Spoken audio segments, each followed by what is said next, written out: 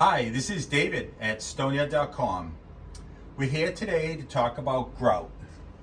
So one of the first things you need to identify with grout is it's available in different colors.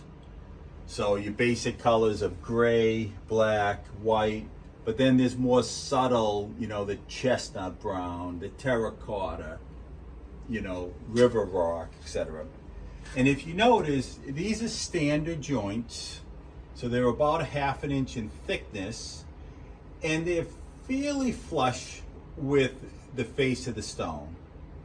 But let's check out, there's a second option for grout. You can go groutless. So we refer to this as a dry joint. And dry joints, if you carefully trim the stone and spend a lot of time, you can get them to fit really, really tight. But if we zoom in here, we can see there's some pretty big gaps. Like, look at, I can stick my pinky in between these two.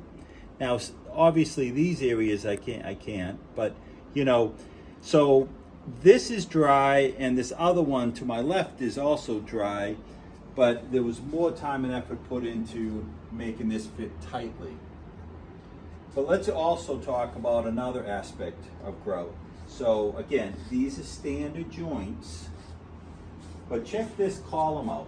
This is also a standard joint, but if the face of the stone is here, this grout is back about 1/2 inch deep into the face. So the face is here, but yet look at, I can fit my pinky right in there, so it's about 1/2 inch back. You can kind of see the side profile. See how the mortar is back in from the face of the stone? So again, standard joint, dry fitting joint, but then a wide or overgrouted joint. I have this photo. This is a fireplace, and look at those joints, could be 2 or so inches wide, and some of the mortar is coming right over the face of the stone. Okay, so color is a choice for grout, unless of course you're going dry. And then you've got to decide a standard joint or a wide joint.